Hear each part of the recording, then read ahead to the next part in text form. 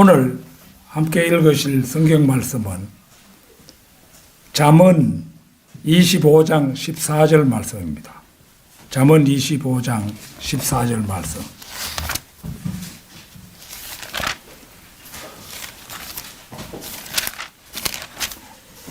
잠언 25장 14절.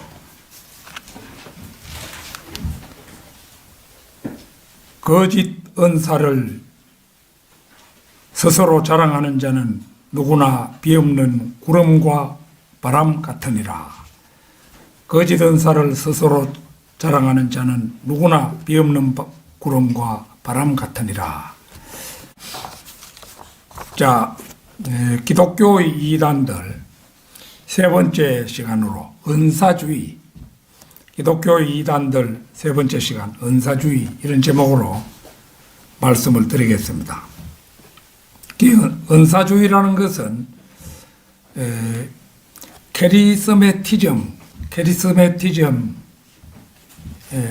이 단어는 영어가 아니고 헬라어 카리스마, 또 카리스마틱 이런 말도 있고요. 한데 카리스마에서 온 말로 흔히 이제 은사주의라고 번역을 합니다.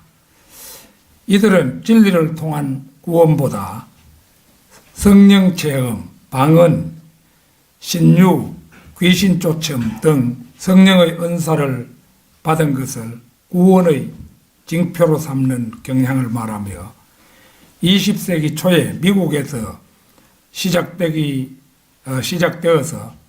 전 세계적으로 큰 영향력을 떨치고 있습니다. 특히 우리나라에는 여의도 순복음교회가 은사주의의 대표적 교회로 자리매김하고 있습니다. 은사주의자들은 캠벨파 하면 우리가 한번 배웠는데 그리스도의 교회라는 거지요. 이 캠벨파들처럼 종교 무대에 느지막이 등장했습니다. 미국 캔사스의 토페카에 있는 베델 성서대학과 로스앤젤레스 아주사 스트릿 미션이 은사주의 운동의 시발점이며 1920년과 1940년 사이 로스앤젤레스 여자 설교자였던 에이미 샘플 맥퍼슨 때의 그 전성기를 맞이했습니다. 그 후 은사주의는 그리스도인 실업인 모임에 침투해서 소위 말하는 순복음 단체로 바뀌게 되었습니다. 갈라디아서 1장 8절 9절 한번 찾겠습니다. 갈라디아서 1장 8절 9절입니다.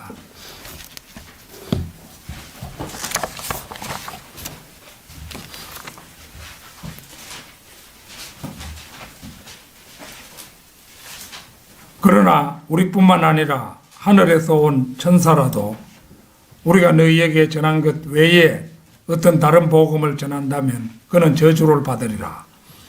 우리가 전에도 말한 것 같이 지금도 내가 다시 말하노니 누구든지 너희가 받은 것 외에 어떤 다른 복음을 전하면 그는 저주를 받으리라. 보는 것처럼 마지막 사도가 죽고 수세기가 지나면서 어떤 사도를 통해서 회심한 사람에게 은사주의가 전수되었다는 언급은 성경 어디에도 없습니다.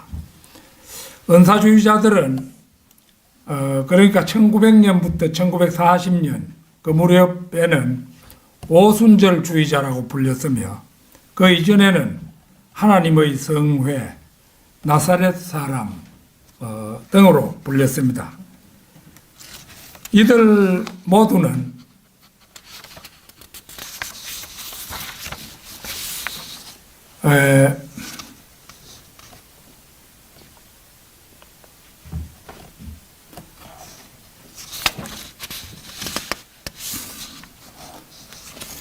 유대인 사도들이 살아있을 때 이스라엘에게 주어진 유대인들을 대상으로 한 표적들이 마지막 사도가 죽은 이후에도 많은 이방인들에게 적용되었다고 주장합니다. 최근 이들은 돈을 위해서 인본주의 심리치료 요법과 긍정적 사고방식 이런 것을 도입했으며 거짓 방언과 거짓 치유를 주요 특징으로 내세웁니다. 이들 은사주의 무리들은 대부분 신약 성경에서 고난을 다루는 구절들인 고린도후서 11장, 12장, 로마서 8장 등을 완전히 외면해 왔습니다. 은사주의자들은 초교파적이며 성경 논리들을 논하거나 읽거나 공부하는 것을 극도로 두려워합니다.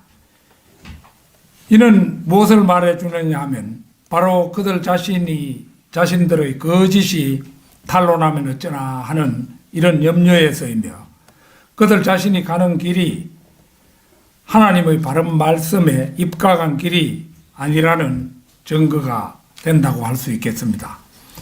기독교의 이단들, 은사주의, 첫째는 그들이 구원받은 증거로 삼는 방언 문제입니다. 은사주의자들이 엉터리 주장을 하게 된 것은 사도행전 2장과 고린도전서 14장의 내용을 곡해한 데서 비롯되었다는 사실입니다. 사도행전 2장은 성령 침례를, 고린도전서 14장은 알지 못하는 방언들을 다루고 있습니다. 글을 읽을 수 있는 사람에게 그 누구에게라도 사도행전 2장을 읽으라고 한다면 그 어디에도 알지 못하는 방언은 나타나 있지 않다는 사실입니다. 따라서 알지 못하는 방언들로 말하려는 그런 사람들은 다 기독교의 이단에 해당된다고 밖에 할 수가 없는 것입니다. 고린도전서 14장에서 방언에 대한 34개 이상의 절들을 읽어보면 전체 장 어느 구절에도 침례에 관한 언급은 없습니다. 그런데도 은사주의자들은 고린도전서 14장의 방언들을 사도행전 2장으로 옮겨와서 사도행전 2장의 성령 침례를 없애버리고 고린도전서 14장에다가 성령 침례를 갖다 놓아서 방언을 받으면 구원받은 것이라는 주장을 하는 것입니다. 그러니까 사도행전 2장에는 고린도전서 14장의 그 알지 못하는 방언 이거에 대한 것은 없고 또 고린도전서 14장에도 또 성령 침례는 없는데 성령 침례를 갖다 놓아서 방언을 받으면 구원받는 것이라는 이런 주장을 하는 것입니다. 사도행전 2장에서 성령 침례를 받기 위해 무릎을 꿇거나 기도한 사람은 아무도 없고 그냥 모여 있었습니다. 사도행전 2장 1절을 보면은 그렇게 되어 있죠. 그 사도행전 2장을 한번 펼쳐놓고 요 추이를 한번 따라가 보도록 그렇게 하겠습니다.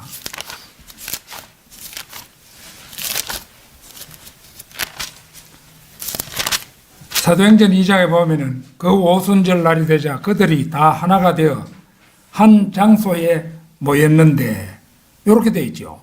그러니까 뭐 무릎을 꿇거나 기도한 사람은 거기 없습니다. 그 다음에 처음 증거는 방언이 아니라 강하고 세찬 바람 소리였다 이렇게 나오죠. 갑자기 하늘에서 거친 강풍 같은 소리가 나더니 그들이 앉아있는 온 집안을 가득 채우더라. 이렇게 되어 있지 않습니까? 그래서 그런 점을 우리가 유의해서 볼 필요가 있고 또 120명 전체가 방언한 것이 아니고 12사람만 방언으로 말을 했습니다. 거기 사도행전 2장 13절에서 15절 한번 보겠습니다. 그러나 어떤 사람들은 조롱하며 말하기를 이 사람들이 새 포도주에 취하였다고 하더라. 그때 베드로가 11사도와 함께 일어서서 목소리를 높여 그들에게 말하기를 너희 유대 사람들과 예루살렘에 거하는 모든 사람아 이 일을 너희에게 알게 하겠더니 내 말에 경청하라. 지금은 겨우 낮 제3신이 너희가 짐작하는 것 같이 이 사람들이 취한 것이 아니니라. 그러니까 이제 그 조롱하면서 어떤 사람들이 이 사람들이 새 포도주에 취했다 방언하는 것을 보고 그렇게 얘기하니까 방언하는 사람이 이제 주님의 제자들이었는데, 그래서 여기 보면 그때 베드로가 11사도와 함께, 요거 이제 마띠아를 포함해서 11사도와 함께 일어서서 목소리를 높여 그들에게 말하기를, 이래가지고 그 말했고, 그 다음에 지금은 겨우 낮 제3신이 너희가 짐작하는 것 같이 이 사람들이 지금 베드로와 함께 서 있는 11사도들이잖아요. 이 11사도가 방언을 했기 때문에 이 사람들이 취한 것이 아니니라, 이렇게 말하고 있습니다. 그래서 이 일련의 말씀을 보면은 주님의 제자 12명만 외국어로 된 방언을 했음을 우리가 명확하게 알 수가 있습니다. 그런데도 정강훈 목사라는 사람은 오순절을 맞이해서 사도행전 2장에는 120명이 방언했는데 우리는 120만 명이 방언을 해보자 이렇게 말했는데, 그러한 말을 하는 것 자체가 엉터리 말이죠. 주님의 제자 마띠아를 포함해서 12명만 방언을 했고 그 외 사람 108명은, 모인 사람 가운데 108명은 방언을 하지 않았습니다. 성경대로 믿는 사람들은 은사주의자들을 극도의 의심의 눈초리를 가지고 보아야 합니다. 은사주의자들의 신학 체계는 모두 거짓말을 기초로 세워졌습니다.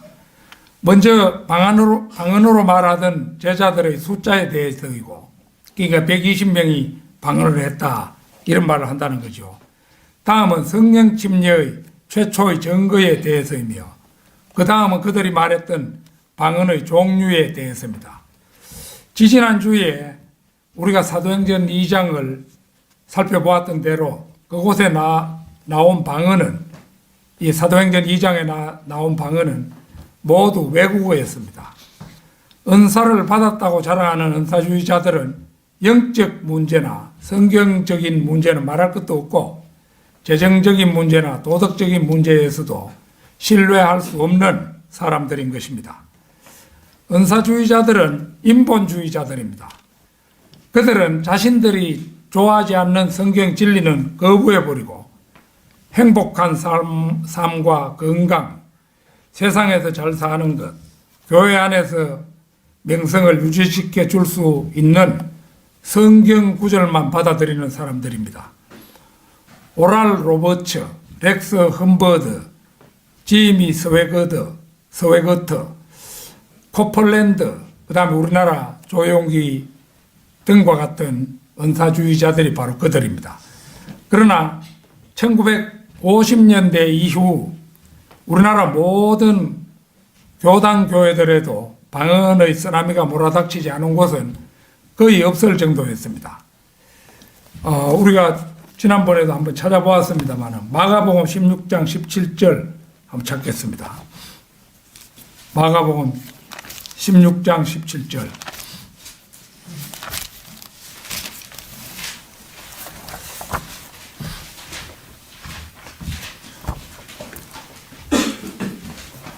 믿는 자들에게는 이러한 표적들이 따르리니, 즉 내 이름으로 그들이 마귀들을 쫓아내고 또 새 방언들로 말하리라.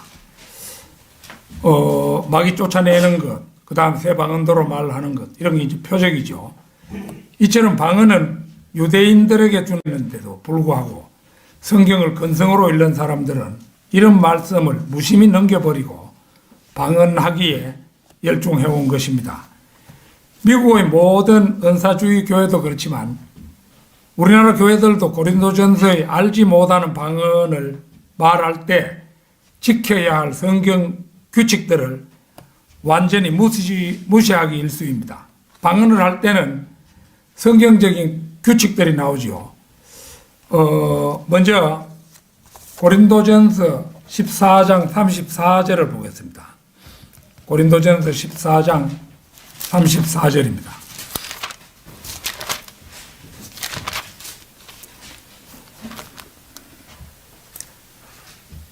너희의 여자들을 교회 안에서 조용히 하게 하라. 그들이 말하는 것이 허락되지 아니하였으니 율법에서도 말한 것과 같이 다만 복종할지니라. 보는 것처럼 여자들은 교회 안에서 방언으로 말해서는 안 된다고 하고 있죠. 그런데 부흥회 할 때 보면은 우리나라 교회들에서는 여자들이 더 많이 방언을 합니다. 거기서 좀 앞으로 가가지고 27절 한번 보십시오. 누가 알지 못하는 방언으로 말하려면 두 사람이나 많아도 세 사람이 차례로 하고 한 사람은 통역하라. 이 말씀은 그 방언할 때에 두 가지 규칙이 거기 나와 있죠. 하나는 남자들이 방언으로 말할 때는 차례로 해야 한다는 것입니다. 그러나 오늘날 교회에서 방언하는 사람들을 보면 수십 수백 명이 한꺼번에 방언을 하여 봄밤 들판의 개구리 울음소리를 방불케 할 정도로 시끄럽습니다. 다른 하나는 통역하는 사람이 없을 때는 방언을 해서는 안 된다고 규정하고 있는데도 그 규칙들을 예사로 허물어 버립니다. 성경 말씀을 무시하는 기독교 신자들이 바로 이 은사주의자들입니다. 이들이야말로 그리스도인이 아니라 지옥을 예약한 교인들이라고 할 것입니다. 22절도 그 앞에 한번 보십시오. 그러므로 방언들은 믿는 사람들을 위한 것이 아니라 믿지 않는 사람들을 위한 표적이지만 예언은 믿지 않는 사람들을 위한 것이 아니고 믿는 사람들을 위한 것이라. 마가복음 16장 17절과 연관해서 볼 때 이 말씀의 의미는 방언이란 믿지 않는 유대인들을 위한 표적인데 오늘날 기독교인들이 이방인들임에도 불구하고 길을 쓰고 방언을 하려고 하는 것은 분명 성경적이 아닙니다. 37절도 한번 보겠습니다. 고린도전서 14장 37절. 만일 누구든지 자기를 선지자나 영적인 사람으로 생각한다면 내가 너희에게 쓰는 글들이 주의 명령들임을 인식해야 할 것이라. 여기를 보면 성경 말씀이 곧 주의 명령들인데 그 명령들을 아무렇지도 않게 어기는 사람들은 결코 영적인 사람이 아닙니다. 그러나 은사주의자들은 어리석게도 주님의 말씀을 신성모독적으로 짓밟는 무리들로 마귀에게 속임을 당한 인본주의자들에 불과한 것입니다. 기독교의 이단들, 은사주의, 둘째는 은사주의자들이 거짓 치유를 행한다는 사실입니다. 성경에서 치유는 이스라엘 민족에게 주어진 표적입니다. 출애굽기 4장 6절에서 9절을 한번 보겠습니다.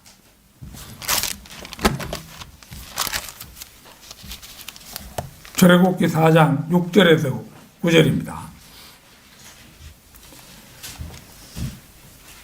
주께서 그에게 또 말씀하시기를 네 손을 지금 네 품에 넣으라 하시기에 그가 자기 손을 품에 넣었다 꺼내니 보라 그의 손이 문둥병에 걸려 눈처럼 되었더라. 주께서 말씀하시기를 네 손을 네 품에 다시 넣으라 하시므로 그가 그의 손을 품에 다시 넣었다가 품에서 꺼내니 보라 그의 손이 그의 다른 살과 같이 되었더라. 만일 그들이 너를 믿지 아니하고 처음 표적의 소리에 경청하지 아니하면 그들이 나중 표적의 소리를 믿으리라. 만일 그들이 이 두 표적도 믿지 않고 네 음성에도 경청하지 아니하면 너는 강물을 떠다가 마른 땅 위에 부어라. 네가 강에서 떠온 물이 마른 땅 위에서 피가 되리라 하시니라. 보는 것처럼 유대인들은 표적으로 시작했습니다. 예수님께서 유대인 제자들에게 마가복음 16장의 표적을 주신 것은 바로 이런 이유에서였습니다. 고린도전서 12장 8절에서 11절을 찾겠습니다. 고린도전서 12장 8절에서 11절입니다. 어떤 사람에게는 성령을 통하여 지혜의 말씀을 주시고 또 어떤 사람에게는 같은 성령을 따라 지식의 말씀을 또 어떤 사람에게는 같은 성령으로 믿음을 어떤 사람들에게는 같은 성령으로 병 고치는 은사들을 또 어떤 사람들에게는 기적들을 행함을 어떤 사람들에게는 예언함을 어떤 사람들에게는 영들을 분별함을 또 어떤 사람들에게는 여러 가지 방언들을 말함을 어떤 사람들에게는 방언들을 통역함을 주시느니라. 그러나 이 모든 일은 한 분이신 같은 성령께서 역사하시어 그분께서 원하시는 대로 각 사람에게 나누어 주시느니라. 여기에는 여러 가지 은사가 나와 있죠. 이것들은 사도의 표적으로 불립니다. 그 결과 사도적 개성을 흉내내고 싶어하는 사람들은 유대인의 표적들을 흉내내야 했습니다. 요한계시록 2장 2절 한번 찾겠습니다. 요한계시록 2장 2절입니다.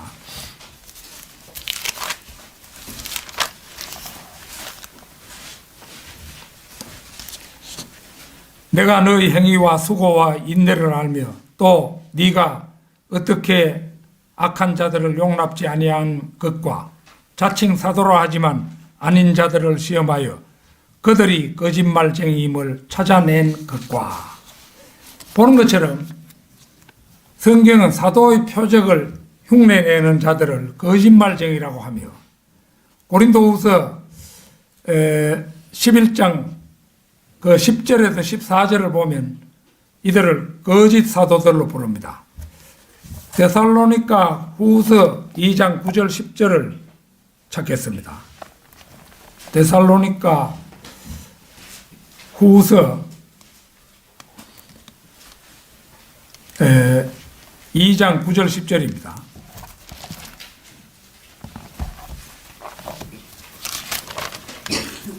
(2장 9절 10절) 그 악한 자가 오는 것은 사탄의 역사에 따라 모든 능력과 표적들과 거짓 이적들과 멸망하는 자들 안에 있는 모든 불의의 속임수로 오는 것이니 이는 그들이 진리의 사랑을 받아들이지 아니하여 구원을 받지 못하였기 때문이라. 이 말씀에 따르면 앞으로 올 그 적그리스도 역시 은사주의자임을 우리가 확인하게 됩니다. 사도행전 14장 9절도 한번 찾겠습니다. 사도행전 14장 9절.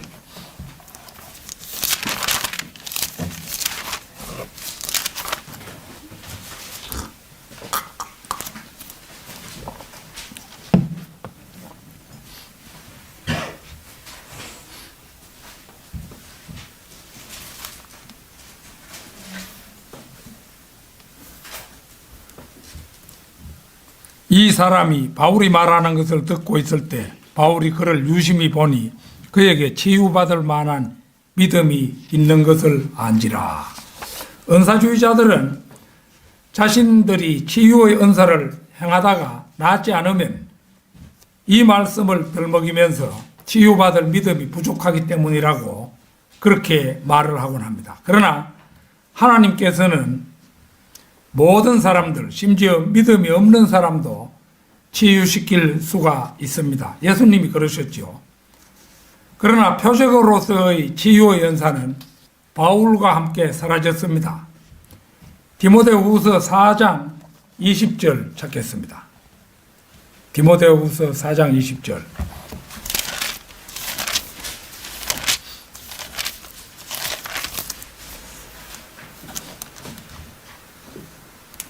자, 에라스토는 고린도에 머물러 있고 트로피모는 몸이 아파서 밀레토에 남겨두었느니라. 바울의 손수건이나 앞치마를 가져다가 병자의 몸에 대기만 해도 병이 낫고 이랬었죠. 그게 사도행전 19장 12절에 나옵니다. 그런데 여기 이제 디모데후서 여기 4장 20절에 와서 보면은 트로피모는 몸이 아파서 밀레토에 남겨두고 있음을 볼 수가 있죠. 뿐만 아니라 디모데는 자주 앓는 위장을 위해서 포도주 처방을 받죠. 디모데전서 5장 23절에 그 포도주 처방이 나옵니다. 바울 자신은 몸이 아파 의사 누가를 평생 동안 대동해야 했습니다. 이런 일들의 의미는 사도 시대와 함께 그 표적이 끝났음을 의미합니다. 바울은 이제 더 이상 안수하여 디모데나 트로피모를 치유할 수 없으며 손수건이나 앞치마도 아무 소용이 없게 된 것입니다. 사도들에게는 치유의 은사가 주어졌습니다. 바울도 사도였기 때문에 안수하여 병자들을 치유할 수가 있었습니다. 그러나 AD 60년경, 그러니까 디모데 후서를 쓸 무렵에는 트로피모를 낫게 할 수가 없었습니다. 그 이유는 이제 사도행전에서 확인할 수가 있는데요. 사도행전 28장 28절 한번 보겠습니다. 사도행전 28장 28절입니다.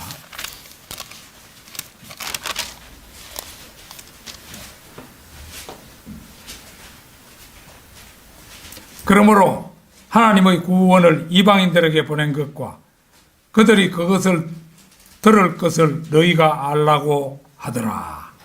이 하나님의 구원이 이스라엘에게서 이방인들에게로 옮겨진 것이 바로 사도 바울이 더 이상 그 치유의 은사를 행할 수 없게 된 것과 관련이 있는 것입니다. 이 표적이라는 것은 유대인들을 위한 것이었으므로 사도들의 사역에 따랐던 사도들의 표적도 함께 더 이상 나타나지 않게 된 것입니다. 이런 사실들은 성령께서 은사주의자라는 이단을 반박하시기 위해서 성경에 기록해 두신 결정적인 단서라고 할 것입니다. 물론 이제 우리가 개별적으로 간절히 기도해서 자신의 몸의 병이 낫는 경우도 뭐 아주 없지는 않겠죠. 그렇지만은 일단 이 병 고치는 은사 이런 것은 유대인들에게 준 표적이었다는 거죠. 이제 이런 것인데도 불구하고 은사주의자들은 다양한 방법으로 거짓말을 하면서 속입니다. 고린도 후서 12장 7절을 한번 보겠습니다. 고린도 후서 12장 7절.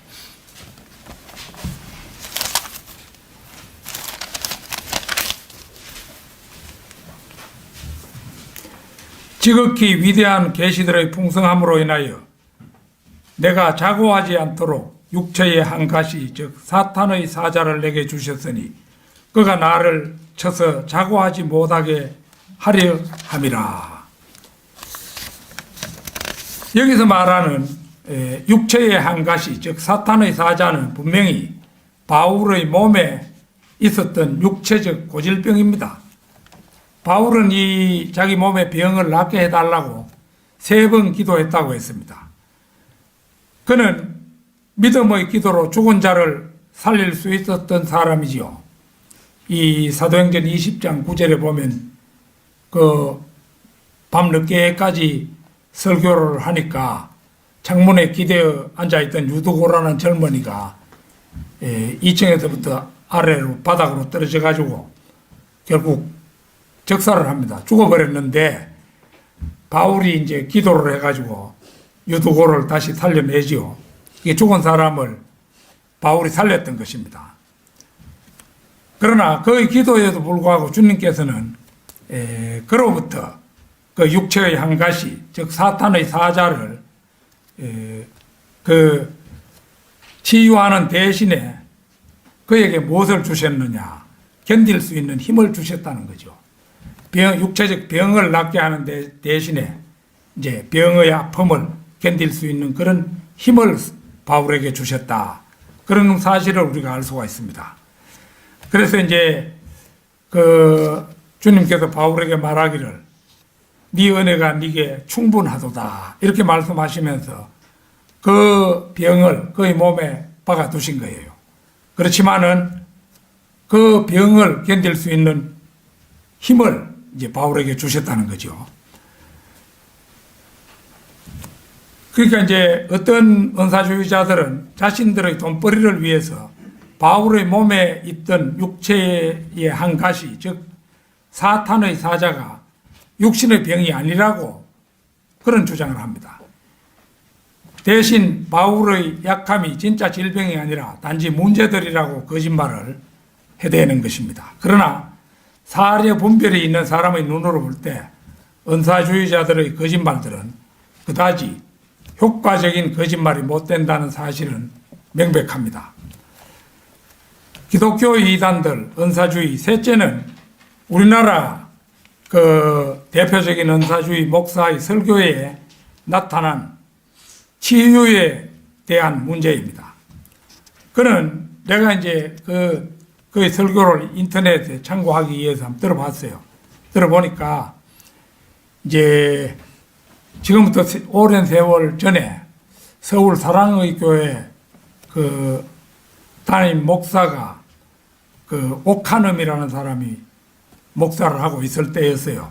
그런데 지금은 옥하넘 목사는 죽었고 그 뒤에 후계자가 들어선 지도 제법 흘렀죠. 그런데 거기에서 이제 옥하넘 목사가 이 조용기 목사를 교회에 초청을 해가지고 이제 강단을 맡겼어요. 맡겼는데 조용기 목사가 올라와서 이제 설교를 하더라고요.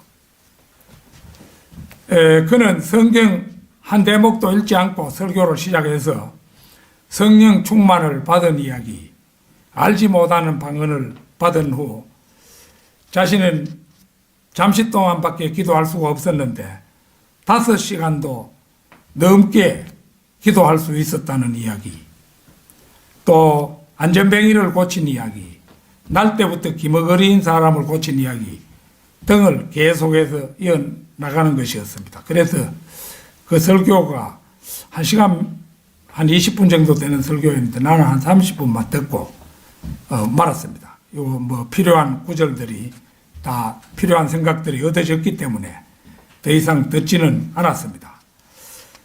먼저 그가 했다는 알지 못하는 방언을 섞어 기도했다는 이야기에 대해서입니다. 그는 방언을 하기 전에는 오랫동안 기도하기가 어려웠는데 방언을 받은 후에는 5시간도 그때는 기도할 수 있었다 이렇게 말했습니다.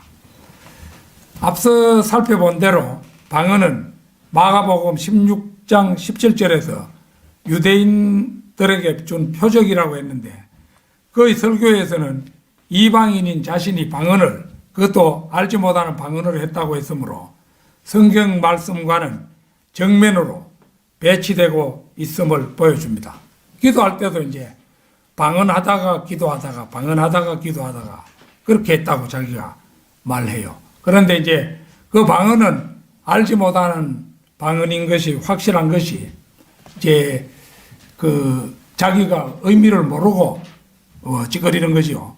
그러니까 그 알지 못하는 방언입니다. 그 다음에 이제 안전뱅이를 고쳤다는 대목인데요.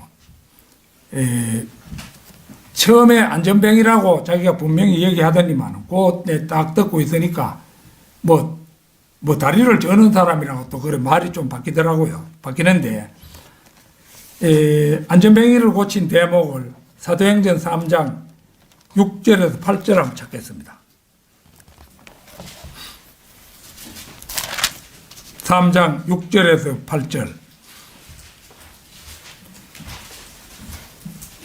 베드로가 말하기를 은과 금은 나에게 없으나 내가 가진 것을 네게 주노니 나사렛 예수 그리스도의 이름으로 일어나 걸으라 하고 그 오른손을 잡아 일으키니 그가 즉시 발과 발목에 힘을 얻어서 뛰어 일어서서 걸으며 그들과 함께 성전으로 들어가 걷기도 하고 뛰기도 하며 하나님을 찬양하더라.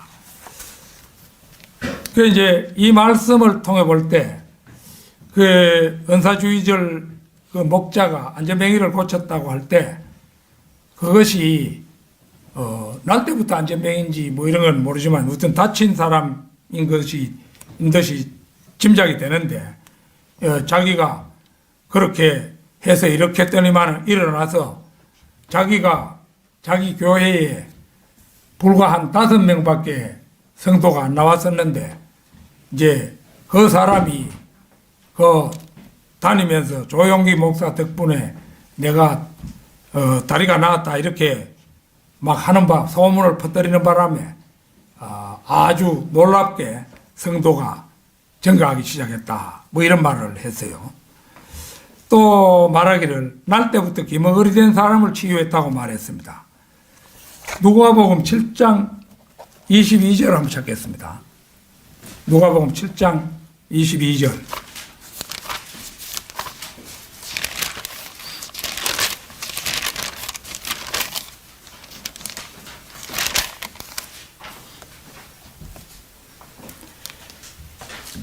그때 이제 요한의 제자들이 와서 예수님께 질문을 하니까 예수님께서 대답하신 거예요. 그때 예수께서 대답하여 그들에게 말씀하시기를 가서 너희가 보고 들은 일들을 요한에게 전하라. 즉 소경들이 보고 절름발이들이 걸으며 문둥병자들이 깨끗해지고 기머거리들이 들으며 죽은 자들이 일으켜지고 가난한 자들에게 복음이 전파된다 하라. 이것은 예수님께서 요한의 제자에게 들려준 그런 말씀이죠. 그런데 조용기 목사가 자신이 기머거리를 고쳤다. 이래 이제 했는데, 그러면 기머거리는 예수님의 제자들도 고쳤다는 어떤 구절도 없어요. 어떤 구절이 없어요. 그런데 자기가 이제 예수님만이 고치셨던 기머거리를 자기가 이제 고쳤다 이거예요. 그래 뭐 앞에 세워놓고 기도를 했더니만은 이제 나아버린 거예요. 그 순간에. 그래서 왼쪽 귀에 가서 뭘 어째라 뭐 들리나 한 게 들린다 하고 또 오른쪽 귀에 가서 또 이래 들리나 하니까 들린다고 하더라고. 이렇게 자기가 실제 그 아가씨의 목소리까지 흉내내가지고 그렇게 얘기를 하더라고요. 그 이제 이걸 보면은,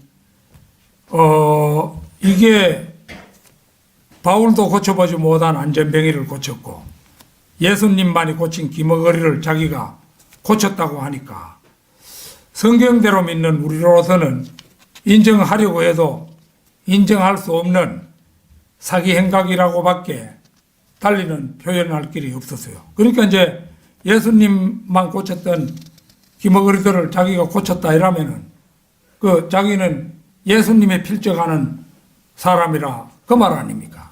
그러니까 이 은사주의자들이 여러모로 사기를 친다고 하죠. 내가 들은 이야기에 의하면 뭐 넘어지는 그런 이제 이적을 많이 보인다 이거죠. 그래가지고 막 탁 넘어져라 이러면은 먼 데 있는 사람이 막 넘어지고 뭐 이런 걸 한다 이거죠. 전에 뭐 은사주의 그걸 받은 것이 아닌 사람도 자기 몸에 뭐 기가 아주 센 사람이기 때문에 강 저편의 사람도 넘어뜨릴 수 있다 뭐 이런 걸 텔레비전에서 하는 거 제가 전에 한번 본 적이 있습니다.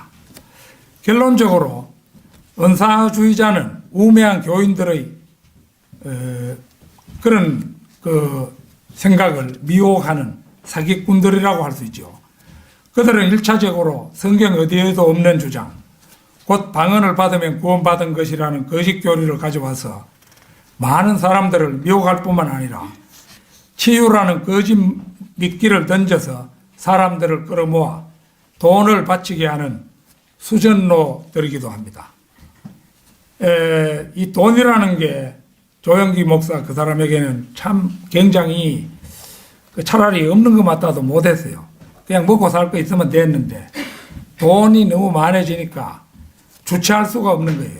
그래가지고 자기가 국민일보라는 신문을 만들었죠. 그 신문은 다시 또 그 주식을 팔아가지고 여러 사람들이 투자하도록 했으니까 그 신문사는 자기 돈벌이 수단이 된 거라고 해도 과언이 아니죠. 그 다음에 또 그 대학을 또 설립했죠. 대학을 설립하기도 하고 그래도 막 돈이 남았습니다. 남으니까 북한에게 뭐 수백억을 들여가지고 북한 그 평양에다가 그 무슨 어린이 무슨 심장재단 그런 병원을 만든다고 만들었는데 지금 그 병원은 북한 간부들이 사용하는 그런 이제 병원이 되었다. 이런 소식을 제가 들은 바가 있습니다.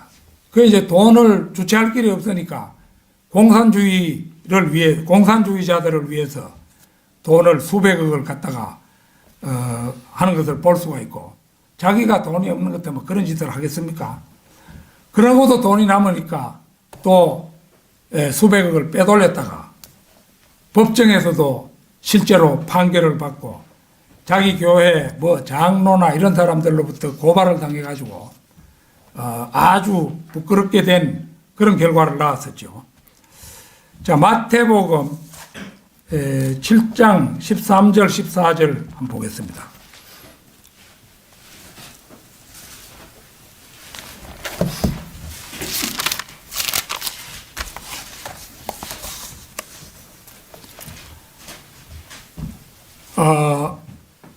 이 이제 마태복음 7장 13절 14절 말씀은 조용기 목사의 그 순복음교회가 우선 그 이제 외향적인 것만 봐도 틀린 것을 알 수 있는 그런 말씀입니다. 너희는 좁은 문으로 들어가라. 이는 멸망으로 인도하는 문은 넓고 그 길이 광대하여 거리로 들어가는 사람이 많으나 생명으로 인도하는 문은 좁고 그 길이 협소하여 그것을 찾는 자가 적음이니라. 그러니까 순복음교회는 자기들의 그 신자가 76만 명이라 이러는데 10,000명 캐도 말할 긴데 76만 명이 이제 그 나온다 이겁니다. 그러니까 세계 최대의 교회라 해도 과언이 아니죠. 그러니까 하나님께서는 그 마지막 날에 이런 이제 순복음 교회 같은 이런 교회가 나타날 것을 다 아셨던 거죠. 그래서 여기에 수에 대해서 말해 놓은 겁니다. 그 14절에 생명으로 인도하는 문은 좁고 그 길이 협소하여 그것을 찾는 자가 적음이니라. 이렇게 말씀하고 있잖아요. 많은 수가 몰려가는 그런 길은 멸망의 길입니다. 물론 뭐 소수가 가는 길이라고 해서 다 생명의 길은 아니에요. 바른 성경이 있고 바른 믿음이 있는 그런 교회, 그게 그 생명의 길이지. 뭐 덮어놓고 뭐 시골에 몇 사람 나오는 교회라고 해서 그게 바로 다른 그런 얘기는 아닙니다. 그러니까 이제 다수가 몰려가는 그 길은 뭐 거의 다가 멸망의 길이죠. 그러므로 우리는 이제 올바른 판단을 내려야 합니다. 주님과 함께 가는 길은 소수일지라도 영생의 길이라는 것을 우리가 알아야 하겠죠. 또 우리는 늘 기뻐하면서 우리가 가는 현재 이 길을 가야 할 것입니다. 다 같이 기도드리겠습니다.